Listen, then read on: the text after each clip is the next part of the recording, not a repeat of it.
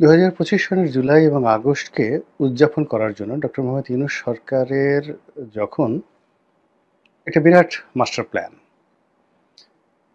এবং যখন তিনি বা তার সরকারের প্রধানতম প্রচার এবং প্রোপাগান্ডা হবে যে গত একটি বছরে তারা কি সফলতা দেখিয়েছেন এবং শেখ হাসিনা জমানার চাইতে বা তারও আগে যারা রাজনীতিবিদরা এই দেশ চালিয়েছেন ৫৩ বছর ধরে এই দেশ রাজনীতিবিদরা চালিয়ে যে কিছুই করতে পারেননি এবং মাত্র ১০ মাসে এই সরকার যে সফলতার স্বর্ণ শিখরে দেশকে পৌঁছে দিয়েছে এরকম যে যাকে বলা হয় একটা ভাইব, এরকম একটা ওয়েভ, এরকম একটি আবহাওয়া, এরকম একটি জলবায়ু তৈরি করার জন্য যখন সরকার চেষ্টা করছে ঠিক সেই সময় মার্কিন প্রেসিডেন্ট ডোনাল্ড ট্রাম্পের একটি উপহার সারা বাংলাদেশে কান্নারোল তৈরি করে ফেলেছে এবং এই উপহারের ফলে ডক্টর মোহাম্মদ ইউনূসের যে ক্যারিশমা, তার যে ম্যাজিক্যাল পাওয়ার এবং তার সম্পর্কে যে সকল কথাবার্তা হয়েছিল সে সকল কথাবার্তার মূলে গুড়ে বালি পড়ে গেছে। ঘটনাটা কি?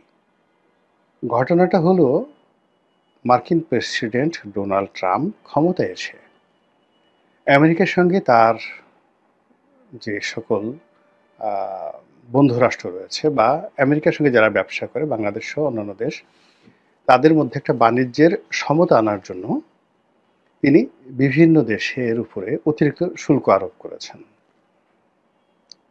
তো সেই দিক থেকে বাংলাদেশের উপরও শুল্ক আরোপ করা হয়। শুল্ক আরোপ করার পর আমাদের ডক্টর মোহাম্মদ ইউনূস একটা চিঠি দেন।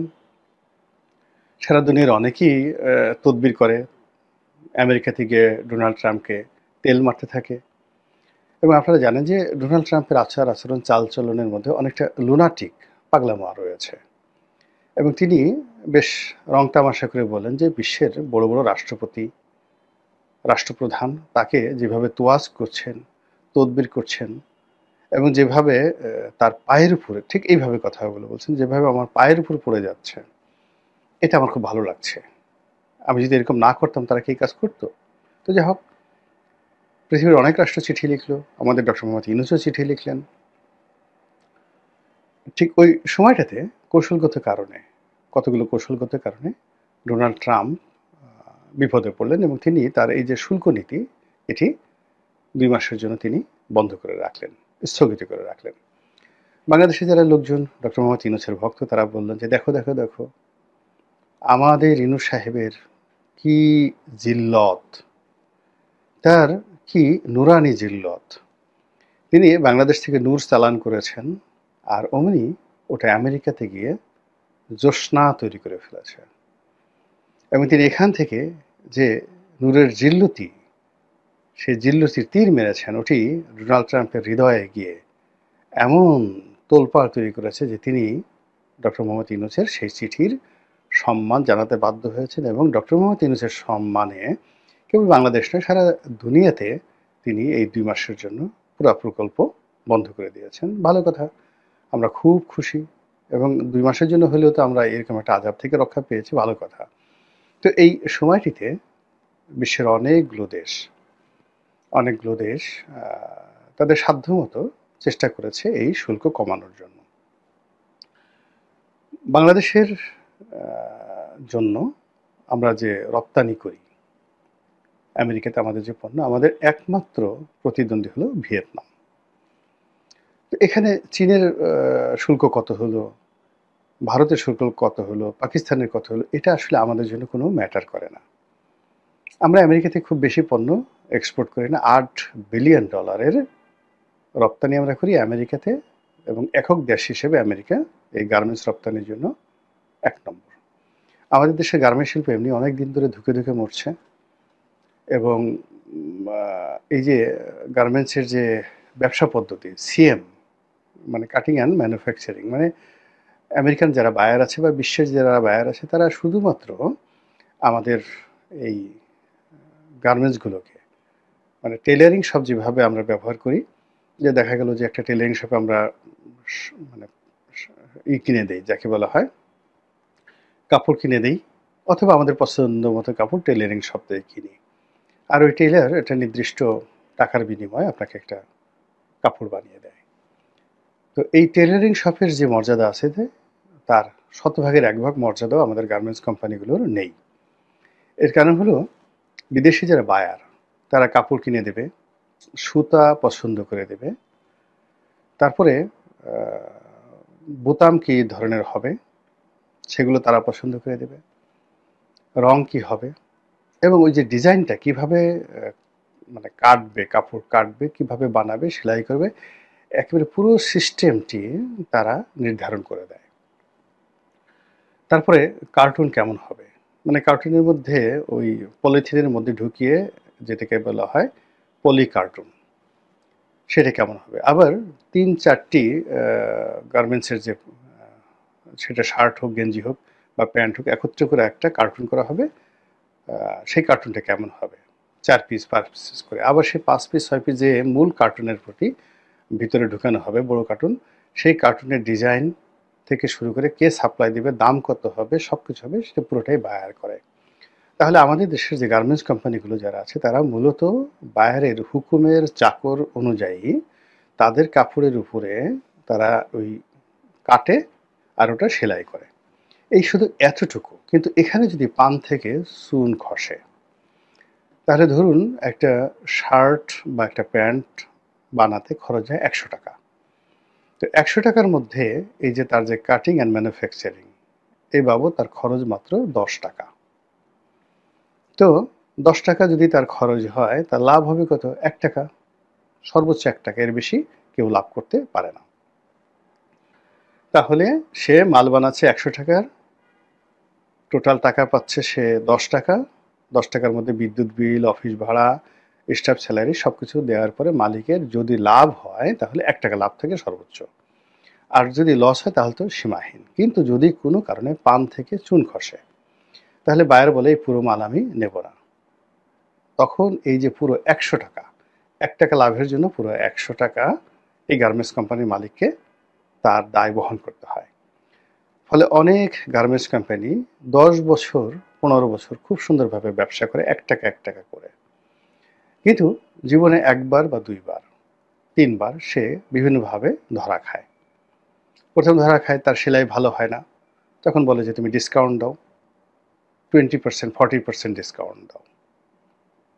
সে লাভ করলো 1%, 40% সে ডিসকাউন্ট দিল, 39% তার যে লস হলো এটাকে বহু বছর কাটায় উঠতে হয়। কখনো কখনো বায়ার বলে যে একেবারে মাল নেবেই না, তখন তাকে দেখা গেল এই মালগুলো গুলিস্তানে বিক্রি করতে হয় 10% মূল্যে। 100 টাকার মাল 10 টাকায় বিক্রি করতে হয়। কি পরিমাণ লাভ লস হয় বোঝার চেষ্টা করেন। কখনো এই যে বায়ারের বিভিন্ন রকম শর্তের কারণে সময় মতো সেলাই করা যায় না, বায়ার বলে এখন ইয়ারে করে পাঠাও, মানে প্লেনে করে পাঠাও। সেখানে দেখা গেল 30% খরচ বেড়ে যায়। তো এইভাবে মানে সেই 1980 সন থেকে এখন পর্যন্ত এই যে গার্মেন্টসের ব্যবসা করে আপনি সত্যিকার অর্থে কিন্তু এখানে অনেকটা দিন আনে দিন খায়ের মতো। এখানে আপনি দেখেন এখন পর্যন্ত একজন অভিজাত ব্যবসায়ী সৃষ্টি হয় নাই গার্মেন্টস সেক্টরে। এখানে যারা আসছে এই অল্প কয়েকদিন তাদের খুব ডাটফাট বডিগার্ড নিয়ে চলে ঠলে, আবার কয়েকদিন পরে দেখা গেল মরে যায়, ব্রঙ্কাইটিস হয়, নিউমোনিয়া হয়, দেউলিয়া হয়ে যায় এবং 1 লাখ 1.5 লাখ লোক নিয়োগ করা কোম্পানির মালিক এই ঢাকা শহরে এখন ফকিরের মতো ঘুরে বেড়াচ্ছে, জাস্ট স্ট্রিট বেগার। অথচ এই 8-10 বছর আগে তাদের কোম্পানিতে 1 লাখ লোক চাকরি করত, এরকম গ্রুপ অফ কোম্পানিজ। তো এইভাবে ঢাকাতে আছে, চিটাগং আছে, সব জায়গাতে আছে। তো এইরকম একটা সেক্টর, যেই সেক্টর বছরে 8 বিলিয়ন মানে ডলার এক্সপোর্ট করে আমেরিকাতে, এবং এই 8 বিলিয়ন ডলারের জন্য এক্সপোর্টের জন্য হয়তো তাদের 200 বিলিয়ন ডলারের বিনিয়োগ রয়েছে। 200 বিলিয়ন ডলারের বিনিয়োগ রয়েছে, মেশিন, জায়গা, জমি সব কিছু, এবং আমেরিকান এই বায়ারদের থাকবে, খাবে, সব কিছুর জন্য তারা সাজিয়ে গুছিয়ে রেখেছে। এই পুরো ব্যবসাটা অর্থাৎ 200 বিলিয়ন ডলারের যে পুরো ইনভেস্টমেন্টটা এই সময়টিতে এসে চাপের মধ্যে পড়ল। এখন এই 8 বিলিয়ন ডলার এটা কিভাবে ঝুঁকির মধ্যে পড়লো, এটা আমরা খুব দ্রুত বুঝতে পারবো। যারা গার্মেন্ট চালান, যারা আমেরিকান মার্কেটে ব্যবসা বাণিজ্য করেন, সকলের মধ্যে রীতিমতো কান্নার রোল পড়ে গেছে। ফলে কি হলো, এই যে ডক্টর মোহাম্মদ ইউনূস সম্পর্কে যে একটা ভাইব, যে একটা উচ্ছ্বাসা যেভাবে তার লোকজন প্রচার করছিল, এই একটা ঘটনার মাধ্যমে তাদের সমস্ত স্বপ্ন ভেঙে তছনছ হয়ে গেছে। দ্বিতীয়ত, এই ঘটনাকে নিষ্পত্তি করার জন্য বা এটাকে একটা মিনিমাইজ করার জন্য, ট্যাক্সটা কমানোর জন্য, আগের থেকেই বলি যে এখানে দুটো আনসেটেল বিষয় রয়েছে। আগের থেকে এটা 16% ট্যাক্স ছিল। তো 16% ট্যাক্সের সঙ্গে যদি আবার এই 35% ট্যাক্স যুক্ত হয়, তাহলে 51% ট্যাক্স এখানে যুক্ত হবে। আবার যদি 35% ট্যাক্স অ্যাজ এ হোল হয়, মানে আগের 16% তার সঙ্গে 35%, তাহলে এই যে নতুন যে ট্যাক্স, সেই ট্যাক্সের কারণে আরেক দফা ক্ষতিগ্রস্ত হবে। এটাও এখন পর্যন্ত সেটেল হয়নি। সবচেয়ে বড় ব্যাপার হলো যে এই 2 মাস যাবৎ এখানে এই বিষয়ে দর কষাকষি করার জন্য সরকার এখনো পর্যন্ত, মানে ডোনাল্ড ট্রাম্পের চিঠি লেখার সময় হয়ে গেছে এবং ডক্টর মোহাম্মদ ইউনূসকে তিনি একটা চিঠি লিখেছেন, যে জানিয়ে দিয়েছেন যে এই 35% শুল্ক যাকে বলা হয় ধার্য করা হলো, এবং এইটাও যদি সমতা না হয়, অর্থাৎ আপনাদের দেশ থেকে আমরা যে সকল মাল আনছি সেখানে 35% ট্যাক্স দিতে হবে, আর আমাদের দেশ থেকে যে সকল মালামাল নিচ্ছেন এগুলোর ট্যাক্স কমাতে হবে, এবং আগামীতে যদি এটা সমতা না আনতে পারেন তাহলে এই ট্যাক্সের পরিমাণ আরও বাড়বে। এটা রীতিমতো চপেটাঘাত, একটা থ্রেট। ফলে কি হলো যে এই যে আমরা আমেরিকার সাথে ডক্টর মোহাম্মদ ইউনূসের সম্পর্ক, এই যে ডিপ স্টেট, এখানে আমেরিকা এটা চাচ্ছে ওটা চাচ্ছে, দেখে মনে হয় যেন একেবারে শালা সম্বন্ধী, শালা দুলাভাই, এরকম মামা ভাগ্নের যে একটা সম্পর্কের ব্যাপার মনে হচ্ছিল, যে অন্তর্বর্তীকালীন সরকারের সঙ্গে আমেরিকার গভর্নমেন্ট সেটা একেবারে ফানুস হয়ে উড়ে গেল। এবং যে চিঠি মিস্টার ডোনাল্ড ট্রাম্প এই সময়টিতে দিলেন, এটি আমাদের এই জুলাই আগস্টের বিপ্লবের যে বর্ষপূর্তির আনন্দ, এই আনন্দকে রীতিমতো বিষাদে পরিণত করে ফেলল। এবং এই সমস্যা সমাধানের জন্য এখনো পর্যন্ত সরকারের পক্ষ থেকে কোনো কথা ওইভাবে আমরা কারো মুখ থেকে শুনিনি। জনাব ইউনূস তো উনি একেবারে মুখ বন্ধ রেখেছেন, কথা বলবেনই না। তো ওনার বাণিজ্য মন্ত্রী বললেন যে ঠিক আছে, আমরা আগামীতে কত বৈঠক করব, আশা করছি যে একটা ভালো কিছু হবে। তো এখানে যারা সরকারের কর্তা ব্যক্তি, এদের সবেধন নীলমণি যারা আছেন, কারা আছেন? আশিক, বিডার আশিক।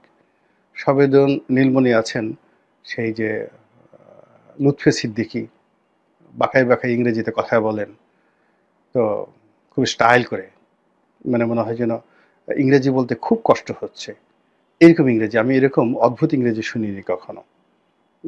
খুবই স্টাইলিস্ট, মানে তিনি যে ইংরেজি বলছেন এটা বোঝা যায় যে ভদ্রলোক ইংরেজি বলতেছেন আর কি।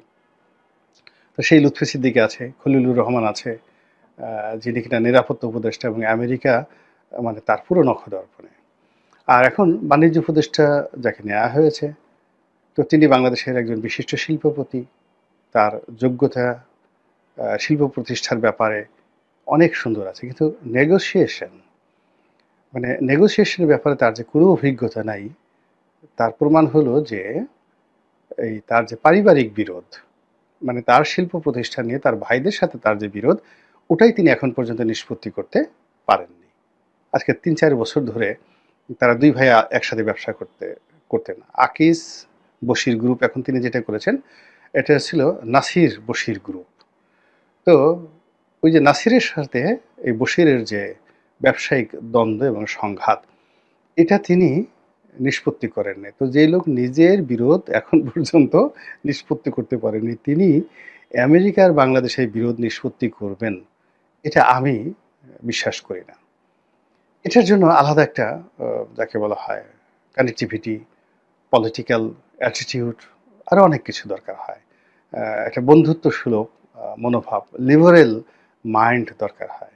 কিন্তু যারা খুব সফল হয়ে যান জীবনে, ডক্টর মোহাম্মদ ইউনূস, এই যে বশির উদ্দিন, এরা সাধারণত অহংকারী হন, প্রচণ্ড অহংকারী হন, ইগোইস্টিক হন, এবং খুব নিজের স্বার্থে আঘাত হানলে তারা অনেক কিছু করতে পারেন, কিন্তু নিজের স্বার্থে যদি আঘাত একেবারে ব্যক্তিগতভাবে নিজের শরীরের উপরে আর নিজের টাকার উপরে যদি আঘাত না হানা হয়, এরা সাধারণত ইগো দেখান। তো সেক্ষেত্রে বাংলাদেশের যে সমস্যাটা এটা হৃদয়ঙ্গম করার জন্য যে পরিবেশ পরিস্থিতি দরকার, এটা এরকম এই সরকারের কারোরই নেই, কারোরই নেই। ফলে এখানে এই নেগোসিয়েশনটা ভালো একটা নেগোসিয়েশন হবে বলে আমার কাছে মনে হচ্ছে না।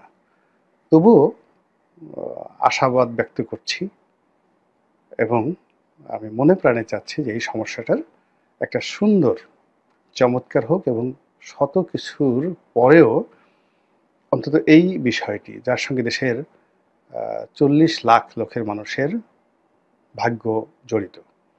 আর ৪০ লাখ যারা শ্রমিক কর্মচারী রয়েছেন তাদের সঙ্গে যদি ৪ জন করে ধরেন বা অন্য ধরেন প্রায় ২ থেকে ২.৫ কোটি মানুষ সরাসরি গার্মেন্টস ব্যবসার সাথে জড়িত।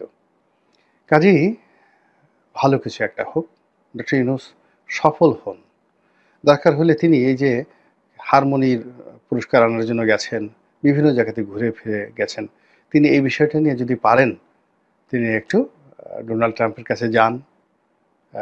দরকার হলে তিনি দৈনিক ৫০ লাখ, মানে এর আগে তো ১০ লাখ টাকা রুমে ভাড়া থেকেছেন তিনি ইংল্যান্ডে পুরস্কার আনতে গিয়ে।